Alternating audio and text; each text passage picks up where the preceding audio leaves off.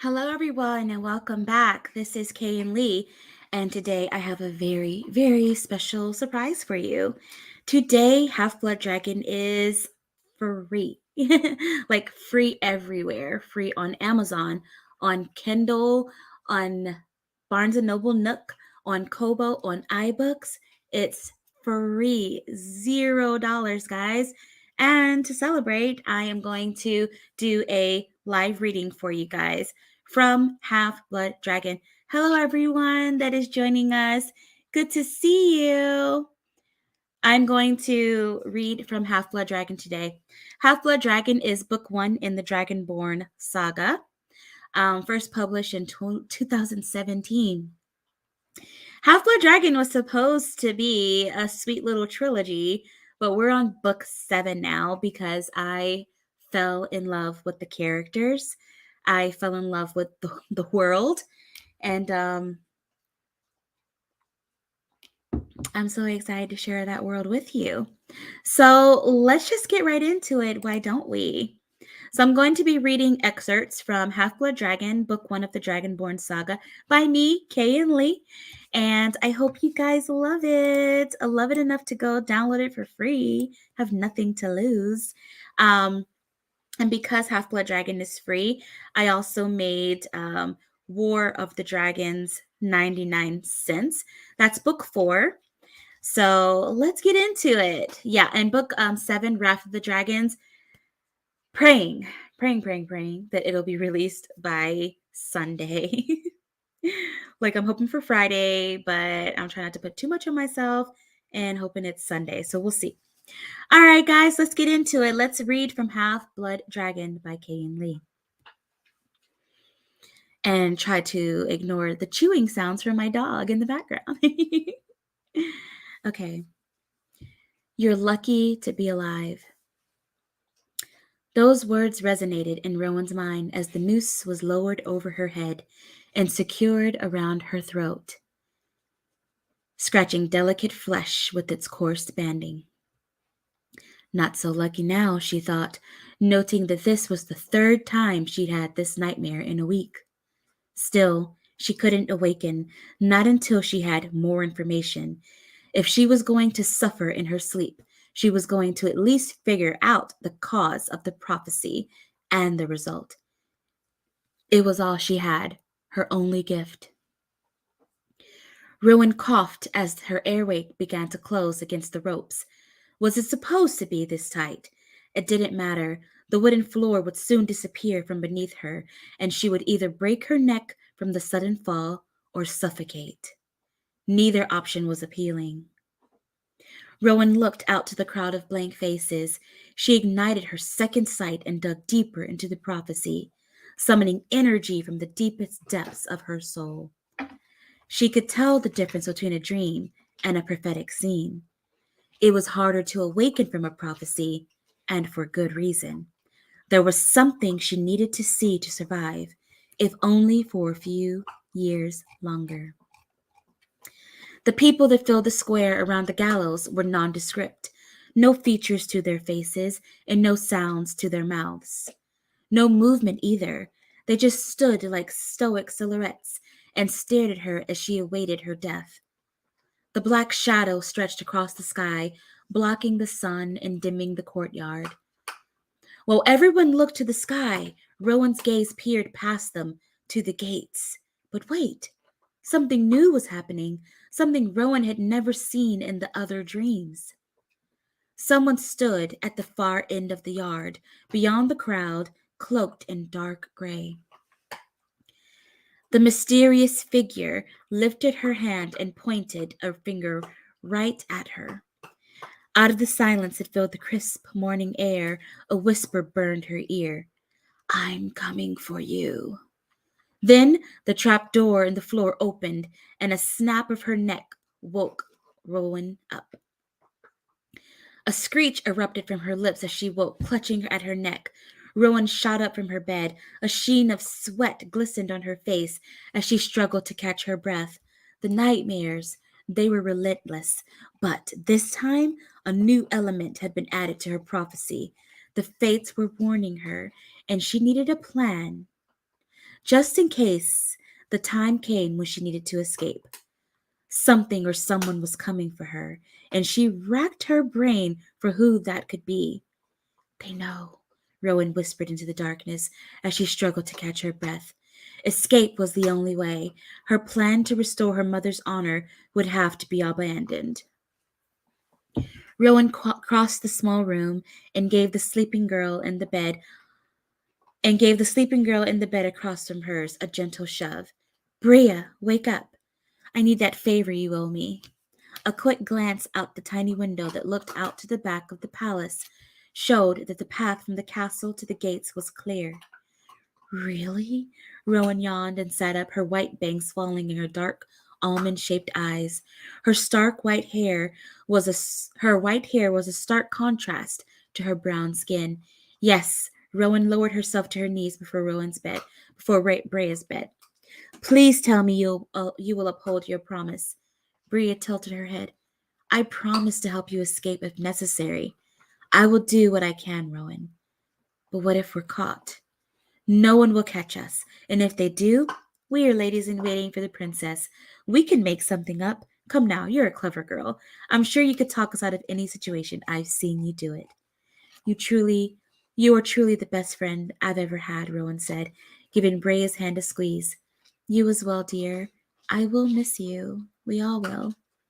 I'm ready, Rowan said, as she shoved on her traveling frock and boots. Once her cloak was secure around her shoulders and fastened at the neck, she strapped her money purse to her thigh. It would be unwise to leave with a bag. There could be no suspicion from the palace guards. At first, becoming a lady in waiting for the dragon princess of Withray seemed like a welcome escape from her stepfather's constant scrutiny. With her new life came hope and an opportunity to restore honor to her mother's family name. Little did she know what Withray Castle would be significantly worse. Since childhood, her prophecies had been harmless. She'd always been one step ahead of whatever fate threw at her. Now, a mysterious being haunted her.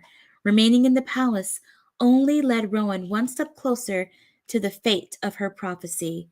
She had to find a way to prevent that horrible death. Ready? Rowan watched Brea dress herself. With a nod, they left the safety of their apartment adjacent to the princess's room and entered the dark hallway of Withway Castle's east wing. Makana, their chaperone, would be fast asleep in her room right beside theirs. If they were quiet, they would escape unnoticed, but they had to be quick and confident. Brea put a finger to her lips and nodded for Rowan to follow.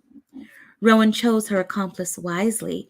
Brea had the gift that could save them both if caught. They crept down the stone hallway, careful not to let the soles of their boots make any noise. Clutching her opal necklace, Rowan tried to keep her face free of fear as they walked past the princess's royal guards. Brea gave one nod, knowing that he was sweet on her. The staircase at the end of the hall led to the back corridors and a series of secret tunnels that they'd practiced using with the princess in case enemies stormed the castle. This way, Brea whispered. She led Rowan down the stairs into the large sitting room. She hurried across the carpeted floor to the paneled wall. Rowan chewed her bottom lip as she watched Brea feel around for the hidden door. With a push, it was opened, and freedom awaited on the other end of the tunnel. Come. Rowan couldn't run fast enough. They slipped through the secret door and down into the dark tunnel. Smells of old rainwater in here, Brea said, running her hand along the slick stone. I don't care, as long as we make it outside. Do not worry, dear. You forget what I can do. Rowan hadn't forgotten. She was just hopeful that they wouldn't need Brea's unique ability. The large stone door at the end of the tunnel was a beacon of hope. It was so close, yet so far. They couldn't help but quicken their speed to reach it. Reaching it was a small victory.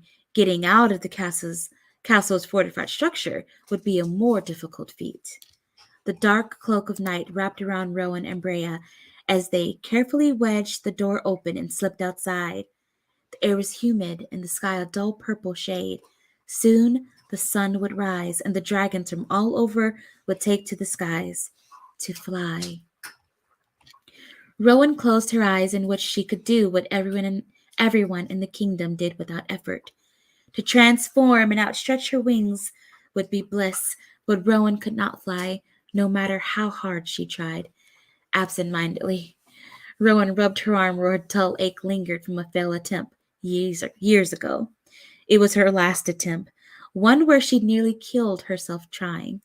Together, Rowan and Bria ran across the yard for what felt like miles. Breathless, they stopped just at the bars of the gate that reached high above them and ended at the stone structure that encircled the entire castle grounds. 4 gates, and this was the one with the least amount of guards, as it faced the cliffs that led right to the Perillian Sea. "The guards are about to change shifts," Bria whispered. "I can carry you over the gate and land just beyond the main road. Then we can walk to the gatekeeper's station. She can port you home or wherever you want to go." Rowan narrowed her eyes as she watched 4 guards leave their posts as 4 more walked forward to the front posts to their armor. "Did you save enough coins for your trip with the gatekeeper?" Rowan nodded. "I saved everything." "Good," Bria said, folding her arms across her chest. You should be able to catch a port from Withray to Harrow with 4 gold zollies." Harrow, the biggest seaport in all of Draconia, and on the border that separated the human realm from the dragon realm. Her home. The wind blew at Rowan, whipping strawberry blonde hair around her face as she wrapped her pale hands around the dark bars of the gates of the palace. The cold brass was soothing despite the nerves that burned in her belly. Freedom. She yearned for it above all things in the world. For as long as she could remember, she lived her life for others, with no regard for her own desires or wishes. Back at the palace, there was a silent battle, for she had no clue how to fight. But beyond those gates was an even bigger battle she was too afraid to face. The world was vast. How long before she was swallowed up by it? How long before she ended up dead? "Are you sure about this?" "We can do it. The guards won't even see us if you hold my hand. See?" She peeled Rowan's left hand from around the bar and held it within her own. A warm sensation filled Rowan's body as Brea held on to her. Rowan looked from Brea's dark brown eyes and down at her hand. "Look, I can make you vanish as well, as long as we touch," Brea said with a smile as she used her vanishing gift.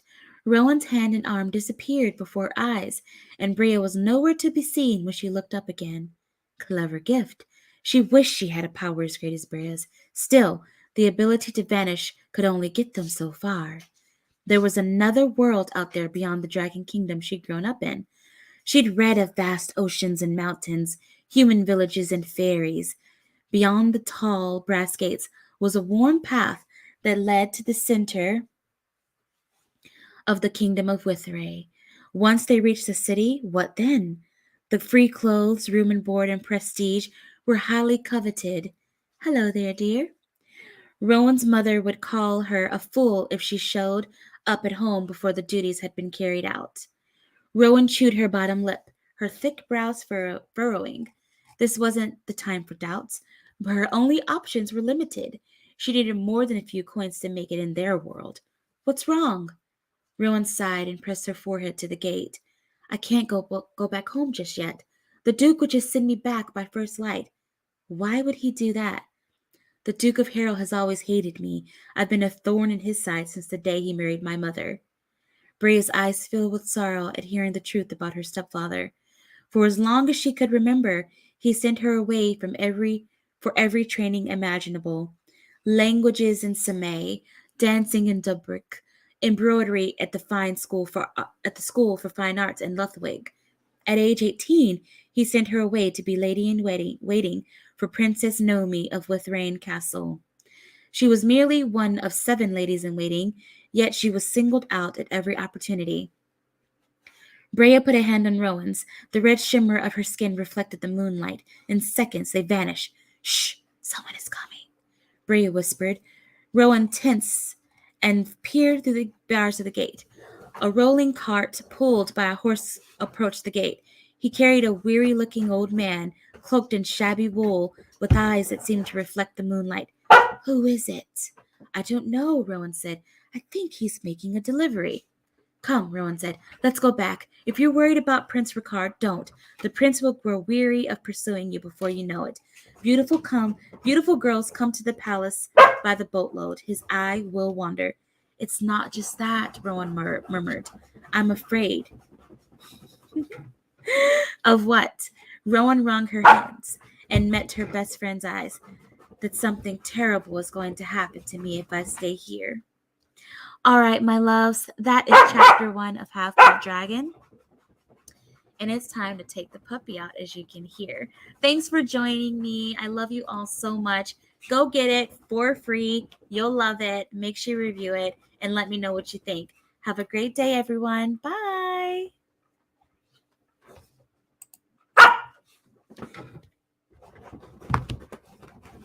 Bye, guys. Like